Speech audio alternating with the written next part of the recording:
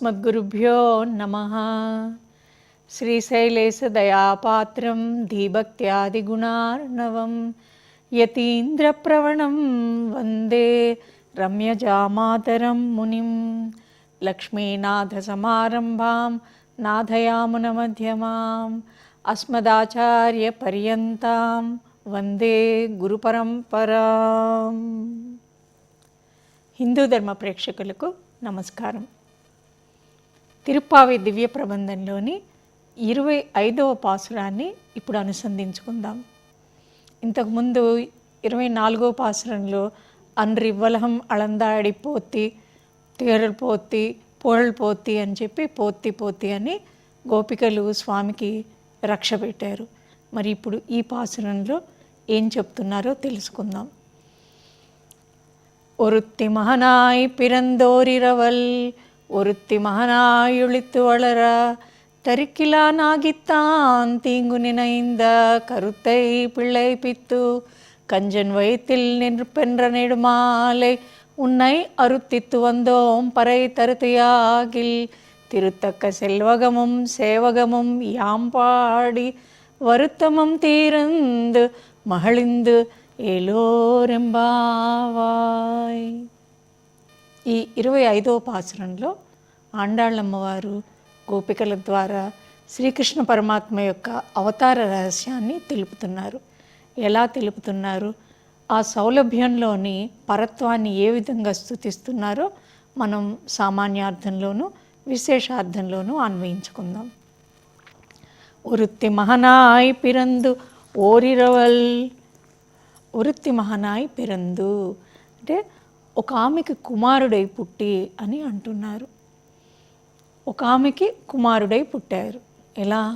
తతో అఖిల జగత్పద్మ బోధాయాచ్యుత భానున దేవకీ పూర్వ సంధ్యాయాం ఆవిర్భూత మహాత్మన. దేవకీదేవి యొక్క గర్భంలో జన్మించారు. శ్రీకృష్ణ పరమాత్మ అవతరించిన ఆ దివ్య వైభవాన్ని గమనిస్తే గనక మనకి గోపికల ద్వారా అద్భుతమైన ఆధ్యాత్మిక రహస్యాలు తెలుస్తాయి. ఒక్కరు తపస్సు చేస్తే, వ్రతం చేస్తే, దానం చేసి, ఉపవాసాదులు చేసి, పుత్రకామేష్టి యాగాన్ని చేస్తే 4 పుత్రులు దశరథ మహారాజుకు, కౌసల్యమాతకు, కైకేయమ్మకు, సుమిత్రాదేవికి జన్మించారు. కానీ ఇక్కడ 4 తప ఫలితంగా దేవకీ వసుదేవులు, యశోదానందులు 4 యొక్క తపోఫలంగా శ్రీకృష్ణ పరమాత్మ అవతరించారు. కౌసల్యమ్మకి చిన్ని శ్రీరాముడు ఒక చిన్ని శిశువుగా జన్మించాడు. కానీ దేవకీదేవికి శంఖచక్రాదులతో తన స్వస్వరూపమైనటువంటి ఆ పరత్వం యొక్క చిహ్నాలతోటి సాక్షాత్కరించాడు. వెంటనే కూడా మనం ఏమనుకుంటాం లోకల్లో, రామచంద్రుడు పితృవాక్య పరిపాలకుడని చాలా ప్రసిద్ధి. కానీ ఈయన పుట్టగానే కూడా దేవకీ వస్తువులు ఏం చేశారు, కంగారు పడిపోయారు. ఏంటి నా శంఖచక్రాలతో ఇలా అవతరించాడు, ఈ సంగతి కానీ ఇక్కడ కాపలా భటుల ద్వారా కంసుడికి తెలిస్తే ఆయన ఉందా, ఎదురుకుండా ఉన్నది భగవంతుడని తెలిసినప్పటికీ ఆ పుత్ర వాత్సల్యం మాయ చేత కప్పబడి వారు ఆ ప్రేమ చేత వాళ్ళు భయపడిపోయి, నువ్వు వెంటనే నీ అవతారాన్ని మార్చుకుని నువ్వు చిన్ని శిశువుగా ఉండు తండ్రి అని ప్రార్థించగానే విధేయుడై కుమారుడై పుట్టి ఒక వృత్తి మహనాయ్. మహన అంటే కుమారుడు. కుమారుడై పుట్టాడంటే కుమారుడు తల్లిదండ్రుల మాటకు విధేయుడై ఉన్నాడు. పరమాత్మ యొక్క ఈ గుణం ద్వారా మనం లోకంలో పాటించాల్సింది ఏంటంటే, మన తల్లిదండ్రులని మనం ఎలా గౌరవించుకోవాలి, వారి మాటకి మనం ఎలా విధేయులమై ఉండాలి. ప్రపంచంలో అందరి చేత ఆఫీస్లోను బయట అన్ని చోట్ల ఎవరు మాట్లాడినా కూడా మనం సహిస్తాం, ఓర్పు పడతాం. కానీ అమ్మ నాన్న దగ్గరికి వచ్చేసరికి నీకేం తెలియదులే, నీకేం రాదులే, ఇది నీకు అర్థం కాదులే అనేస్తాం. అలా వాళ్ళు మనం కించపరిచినా వాళ్ళు ప్రేమగా ఉంటారు. కానీ పరమాత్మే పుట్టగానే తల్లిదండ్రుల మాట విని వెంటనే తన అవతారాన్ని చిన్ని బాలుడిగా ఉండి, పాపం ఒక చిన్న పిల్లవాడు పుట్టాడనే సంబరంతో బయట ఒక ఉత్సవం చేసుకోవడం, మంగళవాయిద్యం ఎంత శుభకరం. ఇంట్లో చిన్నపిల్లలు పుట్టారనంటే అది ఏమి చేసుకోవడానికి కూడా వీళ్ళకి భయం. అలాంటి భయంతో చిన్ని కృష్ణుడు కనీసం ఏడవని కూడా ఏడవలేదు. దేవకీదేవి దగ్గర పాలు కూడా తాగలేదు. ఆ రాత్రికి రాత్రే వసుదేవుడు తన తలపై అనంతుడిని పడగగా చేసుకుని ఆధారంగా బుట్టలో పెట్టుకుని యమునని దాటి అవతలి రేపల్లో ఉన్న యశోదమ్మకి చేర్చాడు.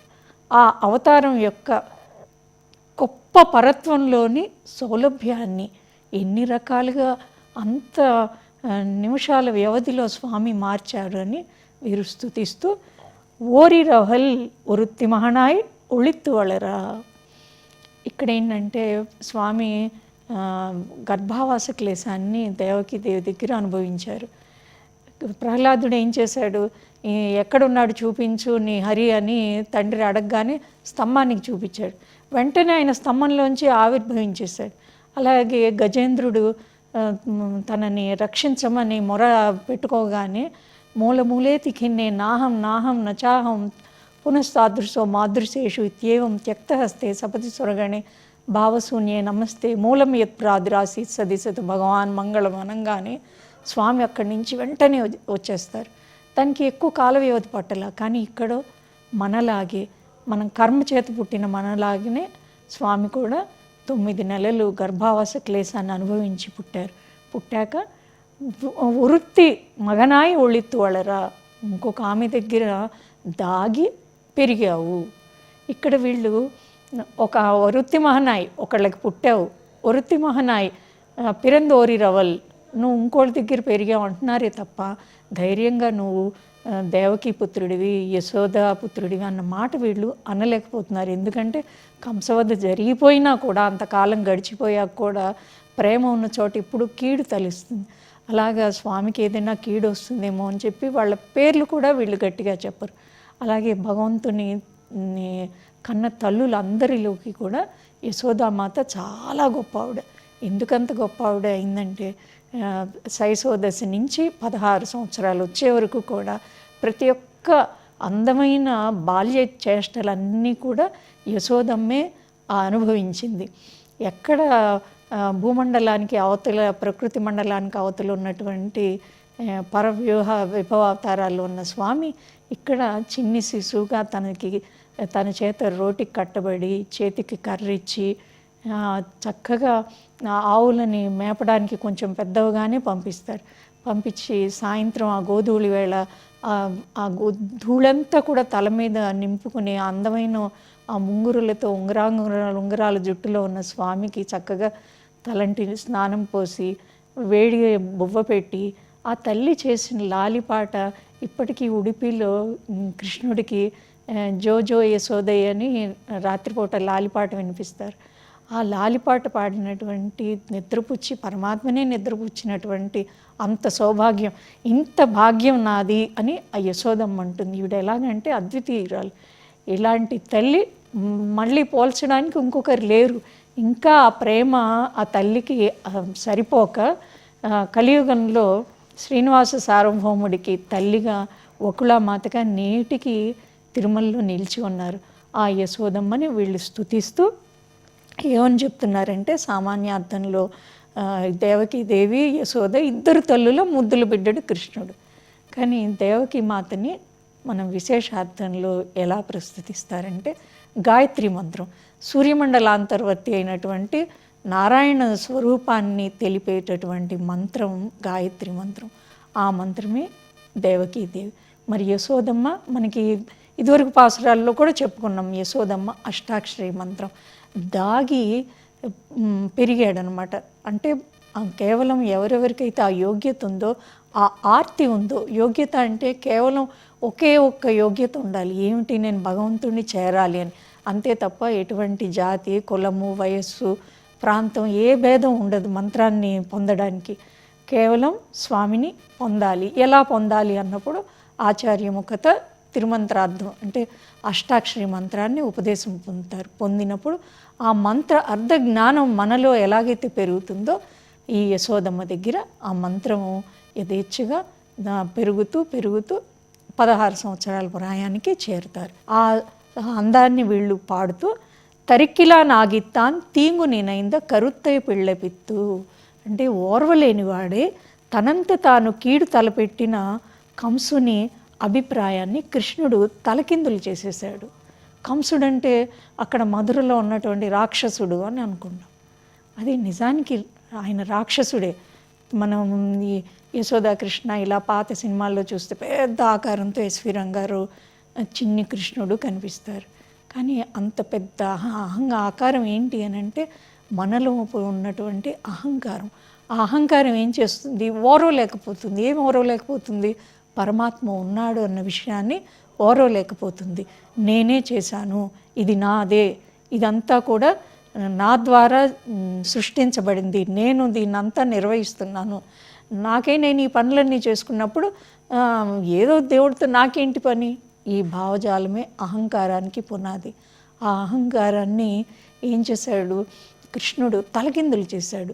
ఏం తలకిందులు చేశాడంటే, గోపికలకి ఎంత ప్రేమ అంటే కృష్ణుడికి, కృష్ణుడిని సంహరించడానికని ఈయన చాలా ప్రయత్నాలు చేస్తాడు. కంసుడు పోతనని పంపించి, శకటాసురుని పంపించి, ఈయన రకరకాలుగా ఎన్నో మాయోపాయాలతో సంహరించాలని చూస్తాడు. ఇలా చంపాలనుకున్నాడు అన్న మాట కూడా వాళ్ళు పలకలేరు, అంత భక్తి వాళ్ళకి. ఇలాగా తను ఒకటి కీడు తలపెట్టాడు అంటారు. ఆ తలపెట్టిన దాన్ని కరుత్తై పిళ్ళైపిత్తు కంజన్ వైత్తిల్, దాన్ని కంసుడి యొక్క అభిప్రాయాన్ని కృష్ణుడు తలకిందులు చేశాడు. తనంతటి తను చంపాలని కృష్ణుడు అనుకోలే. ఈయనేం చేశాడు? ధనుర్యాగం చూడడానికి రమ్మని మేనల్లుల్ని పిలిపించి అందరూ చుట్టూతా, ఇప్పుడు మనం కూర్చున్నట్టు స్టేడియంలో గ్యాలరీలో అందరూ ఉంటారు. ఈ మధురవాసులు, చిన్నపిల్లలు, పెద్దవాళ్ళు, గోపికలు కాదు వీళ్ళు, ఈ మధురవాసులు అందరూ ఉన్నప్పుడు వాళ్ళందరూ ఆశ్చర్యపోతారు. ఎక్కడ చిన్న 16 ఏళ్ల పిల్లవాడు ఈ ముష్టిక చాణూరులు అనేటటువంటి మల్లయోధులు కంసుడి మాయోపాయం ఏంటంటే, ఆ మల్లయోధుల్ని ఈ పసివాళ్ళ మీదకి వదిలితే వీళ్ళు ఎటు చంపబడతారు, అయ్యో పోయాడా అని కపటం నటిద్దాం అనుకుంటాడు. అతని అభిప్రాయాన్ని తలకిందులు చేస్తూ ఆ మల్లయోధుల్ని వధించి సింహాసనం మీద కూర్చున్నటువంటి కంసుడిని కృష్ణుడు వధిస్తాడు.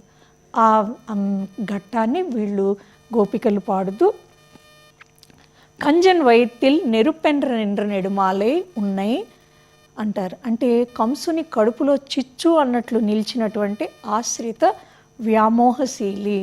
స్వామి ఎలా ఉంటారంటే చందన చర్చితుడు, ఆశ్రితులు పాలిట చందనంలాగా చల్లగా ఉంటాడు. అలాగే ఎవరైతే తనకి ప్రతికూలంగా ఉన్నారో వారి పట్ల కార్చిచ్చులా ఉంటాడు. ఇప్పుడు మన కడుపులో కూడా అగ్ని ఉంటుంది, జఠరాగ్ని. అది సరిగ్గా పనిచేస్తే మనకి జీర్ణం అవడం కానీ, అది సరిగ్గా లేకపోతే కనుక అజీర్ణమైనా అవుతుంది, లేకపోతే విపరీత జీర్ణమైనా అవుతుంది. దాన్ని సరిగ్గా సమపాళ్లలో ఉంటేనే ఆరోగ్యం అనేది శారీరకంగా ఉంటుంది. ఈ కడుపులో చిచ్చు ఉందని మనకి తెలిసింది అనుకోండి, అగ్ని, అది మనకి మంచిదే కదా అని మనం వైద్యుల ద్వారా తెలుసుకునో, పెద్దల ద్వారా తెలుసుకునో మనం దాన్ని జాగ్రత్తగా కాపాడుకుంటాం. కంసుడు అలా అనుకోవట్లా. కంసుడు నా కడుపులో ఏదో అగ్ని ఉంది, దాన్ని ఆపరేషన్ చేసేసి తీసేయాలనుకుంటాడు. అంటే ఏంటి? లోపల ఉన్నటువంటి కృష్ణుడు అనేటటువంటి ఆ పరమాత్మని సహించలేకపోతాడు. ఓర్వలేని వాడే తన కడుపులో ఒక అగ్ని మండుతున్నట్లుగా పెట్టుకున్నటువంటి కంసుడిని ఈయన తొదముట్టించారు అని చెప్తారు. ఉన్నై అరుత్తిత్తు వందోం, నిన్ను కోరి వచ్చాము అని వీళ్ళు చెప్తున్నారు. ఈ కోరి వచ్చాము, మేము నీ వద్దకి నడిచి వచ్చాము. ఈ కోరి వచ్చాము అనేది చాలా చక్కటి విషయం. ఇప్పుడు మన మనసు ఉంటుంది, మన మనసులో ఒక్కొక్క రోజు చాలా తీవ్రమైన కోపం ఉంటుంది, తీవ్రమైన దుఃఖం ఉంటుంది, లేదా ఒకరి పట్ల తీవ్రమైన ద్వేషం ఉంటుంది, మరొకరి పట్ల తీవ్రమైన అనురాగం ఉంటుంది. ఏ భావం మనలో ఉంటుందో ఆ భావంతో మన మనసు అనేది గట్టిపడుతుంది. ఆ గట్టిపడినటువంటి మనసు లక్కలాగా, మనం లక్కని ఎలాగైతే వేడి చేస్తే కరుగుతుందో, అప్పుడు మనం ఏదైనా ఒక ముద్రని దాంట్లో పెట్టి తీస్తారు. అలా సీల్ అంటారు చూడండి, లక్క ముద్ర. అలా తీసినట్టుగా మన మనసులో కూడా ఒక్కొక్క భావం యొక్క ముద్ర పడుతుంది. అయితే మనం ఈ రాగద్వేషాలు, కామక్రోధాలు ఇవి కాకుండా మనం భగవంతుడి యొక్క ముద్రని మన మనసులో ధరింపగలిగితే అది మనని ముందుకు నడిపిస్తుంది. ఆ ముద్రతోటి మేము నీ ముందుకు వచ్చాం కృష్ణ అని ఈ గోపికలు చెప్తున్నారు. తర్వాత పరై తరుతి ఆకిల్, పర అనే వ్రత సాధనాన్ని మా కొసగుము అంటాడు. కృష్ణుడు అంటాడు, ఏమిటి విరుద్ధ భావం? నువ్వే కావాలి అంటున్నారు, మళ్ళీ పర అనే సాధనం కావాలి అంటున్నారు, ఏమిటి అని అంటారు. అంటే ఈ పర అనే వాద్యం ఎందుకనంటే వర్షం కావాలి, రేపల్లిలో వర్షాలు లేక వర్షాభావ పరిస్థితులు ఏర్పడ్డాయి కాబట్టి పెద్దలు వీళ్ళకి ఈ ధనుర్మాస వ్రతాన్ని చేసుకోవడానికని అనుమతిస్తారు. అందుకని వాళ్ళని మన కోసం అభిముఖులు చేసుకోవడం కోసం మాకు పర ఇవ్వు అని అంటారు. కానీ వీళ్ళ మనసులో కావాల్సిందేదో వీళ్ళు 29వ పాసురంలో చెప్తారు. అది ఏంటో తెలుసుకుందాం. తిరుత్తక్క సెల్వగమం సేవగమం యాంపాడి వరుత్తమం తీరిందు మహళిందేలో. శ్రీ మహాలక్ష్మికి తగినటువంటి ఐశ్వర్యాన్ని, నీ వీర చరితని మేము పాడి ఆనందాన్ని అనుభవిస్తున్నాము అని చెప్తారు వీళ్ళు కృష్ణుడికి. తిరుత్తక్కమం, తిరు అంటే శ్రీ, శ్రీ మహాలక్ష్మి ఎక్కడుంటుంది మనకి? ప్రపంచం అంతా కూడా మీకు మహాలక్ష్మి కావాలా, నారాయణుడు కావాలంటే వెంటనే లక్ష్మీదేవే కావాలనుకుంటారు. లక్ష్మీ కటాక్షం కోసమే కదా జగత్తంతా కూడా ఎదురు చూస్తూ ఉంటుంది. కానీ అందరి చేత కోరబడేటటువంటి మహాలక్ష్మి కోరుకునేది ఎప్పుడూ కూడా నీ పాద సేవ. స్వామిని ఎప్పుడూ ఆయన పాదాలు ఒత్తుతూ ఆయన పాదాల చెంత ఉండేటటువంటి మహాలక్ష్మి క్షీరసాగరంలో స్వామి పాదాల దగ్గర ఉంటారు. ఇక్కడ తిరుమలలో స్వామి వక్షస్థలంలో ఉంటారు. నిత్యాన్నపాయిని నిరవధ్యాం, ఆవిడ ఎన్నడూ కూడా ఒక క్షణం కూడా స్వామిని ఎడబాయకుండా ఉంటుంది. అలాంటి మహాలక్ష్మిని కలిగి ఉన్న శ్రీకే శ్రీవి నువ్వు. అలాంటి నీ ఐశ్వర్యాన్ని మేము ఎంతగానో పాడుతున్నాం. ఈ ఐశ్వర్యం ఇంత ఉందని ఉన్నప్పుడు వాటిని కాపాడుకోవాలి కదా. నీ యొక్క వీర చరిత, నువ్వు ఎవరెవరైతే రాక్షసుల్ని సంహరించావో, ఎటువంటి దుష్ట స్వభావం కలిగిన వాళ్ళ నుండి వేదాలని రక్షించి ఒక్కొక్క అవతారంలో ఏ విధంగా నువ్వు శిష్ట రక్షణ చేశావో ఆ వీర చరిత్రని పాడుతూ మేము నీ యాం పాడి వరుత్తమం తీరిందు మహళిందు, మేము చాలా ఆనందిస్తున్నాము, పాడి వచ్చాము అని వీళ్ళు చెప్తున్నారు. పాడి కృష్ణుడు అడుగుతాడనమాట, మీరు ఇంత తెల్లవారుజామున చీకట్లో వచ్చారు కదా, ఎలా వచ్చారు అంటే, మనం ఎక్కడైనా ప్రయాణం చేస్తున్నాం అనుకోండి, అంటే ఒకప్పుడు ఎక్కువ రోజులు రైల్లో వెళ్ళేవాళ్ళం. ఆ రైల్లో వెళ్ళేటప్పుడు మనకి దోవలో తినడానికని చెప్పి మళ్ళీ ఏ వాళ్ళకి దొరుకుతుందో అని పులిహారలు, పెరుగన్నాలు, పూరీలు ఇలాగా 2 రోజులు సరిపడా అన్నీ కూడా మనం దారిలో తినేటటువంటి అన్నీ ఇంట్లో మూట కట్టుకొని తీసుకెళ్ళేవారు. అలా వీళ్ళు దారిబద్ధంగా ఇంటి దగ్గర నుంచి ఇప్పుడు కృష్ణుడి నందగోప భవనం వరకు కూడా కృష్ణుడు ఉండే చోటికి వచ్చే వరకు ఏం తెచ్చుకున్నారు అంటే పాడి పాదేయం పురుషోత్తమ నామ సంకీర్తనామృతం పాడుతూ మేము వచ్చాం. ఆ పాడినప్పుడు ఏమవుతుంది, మేము ఇంత చీకటిలో ఇంకా పూర్తిగా తెల్లవారలేదు కదా, సిత్తం సిరుహాలే కదా, ఎలాంటి అలసట పొందకుండా శ్రమని పోగొట్టుకుని మేము ఆనందంతో వచ్చాం. అబ్బా ఇంత కష్టపడ్డాం, ఇంత ధనుర్మాసం, అబ్బా పొద్దున్నే లేవాలి, స్నానం చేయాలి, ఇలాంటివి లేకుండా మనసంతా కూడా ఉల్లాసం పొంగేటట్టుగా చేసింది ఏది అంటే స్వామి యొక్క నామ సంకీర్తన వైభవం. మనం కృతయుగం, త్రేతాయుగం, ద్వాపర యుగాల్లో యజ్ఞము, దానము, తపస్సు ఎలా చేస్తారో కలియుగంలో చాలా సులభంగా తరించడానికి ముఖ్యమైన సులభమైన సాధనం నామ సంకీర్తనం. ఆ భగవన్నామ సంకీర్తనం అనే దాని ద్వారా మేము పాడుతూ వచ్చాం. మీరు చూడండి, ఎక్కడైనా కష్టమైన పని చేస్తున్నప్పుడు అప్పుడు వాళ్ళు పడవ నడిపే వాళ్ళు హైలెస్సా అని పాడుతూ ఉంటారు. ఏదైనా బలమైన రాయి ఎత్తాలంటే గట్టిగా ఒకటి ఏదో పాట ఊతపదాన్ని అంటూ లేపుతారు. వాళ్ళకి యొక్క శ్రమని అది పూర్తిగా తీసివేసేసింది ఏది, స్వామి యొక్క దివ్యమైన నామ సంకీర్తన. అందుకని మాకేం శ్రమ లేదు గోవిందా అని వీళ్ళు చెప్తున్నారు.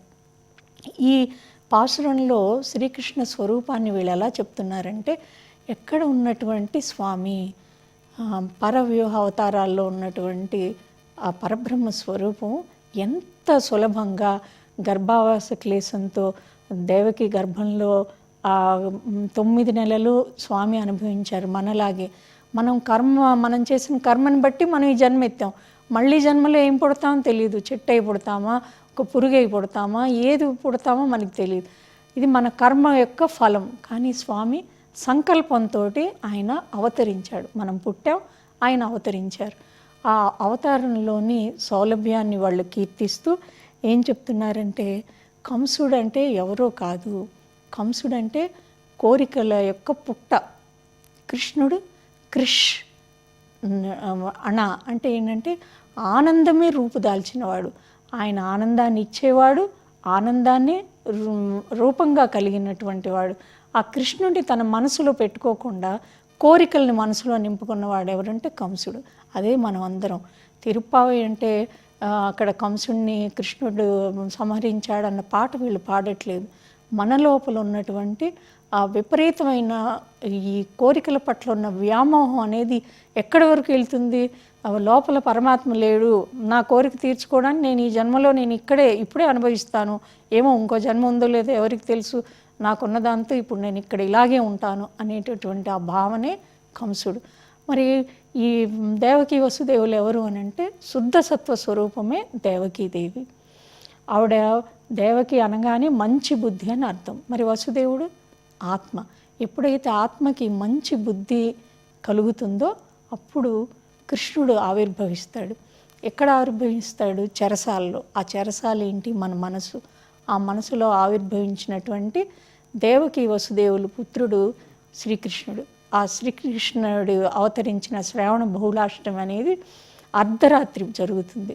అర్ధరాత్రి ఏంటి? మన సమస్త ప్రాణికోటికి కూడా అది ఆ చీకట్లు తొలగిపోయి పరమాత్మ ఆవిర్భవించాడంటే మన లోపల కూడా ఎన్నో రాత్రులు గడుస్తాయి, ఎన్నో పగళ్ళు వస్తున్నాయి, ఎన్నో తెల్లవారుజాములు జరుగుతున్నాయి.